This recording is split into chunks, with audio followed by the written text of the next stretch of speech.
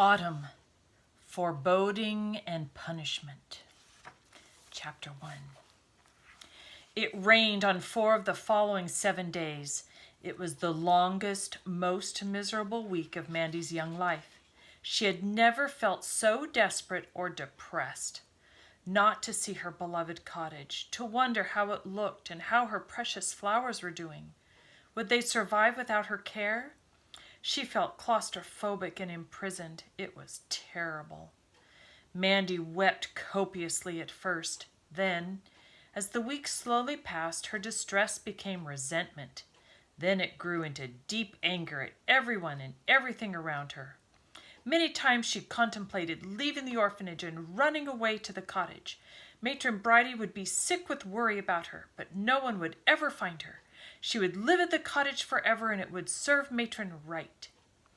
Eventually, common sense prevailed, and she resigned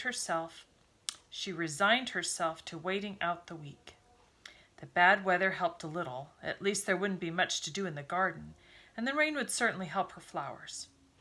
She spent long hours in her attic bedroom, her face pressed to the window, not caring to do much of anything except sit and stare at the gloomy gray skies.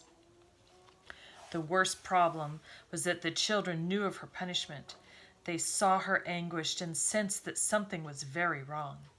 Solicitous and curious, they fussed and crowded around Mandy, but she gave them no explanation. Sue seemed very concerned and really tried to be helpful. That was almost the worst part of all. For then Mandy longed to break down and tell her friend everything. She ached for sympathy and understanding. But she remained silent, and that was the very thing guaranteed to change Sue's mood and make her almost antagonistic toward Mandy. She talked at Mandy rather than to her. "I just felt something was going on, Mandy. I knew you'd get into trouble sooner or later." "Let's not talk about it, Sue. Besides, it's not right for you to be off by yourself all the time. Everybody's noticed it." "Oh, stop. Just stop." The girls avoided each other the rest of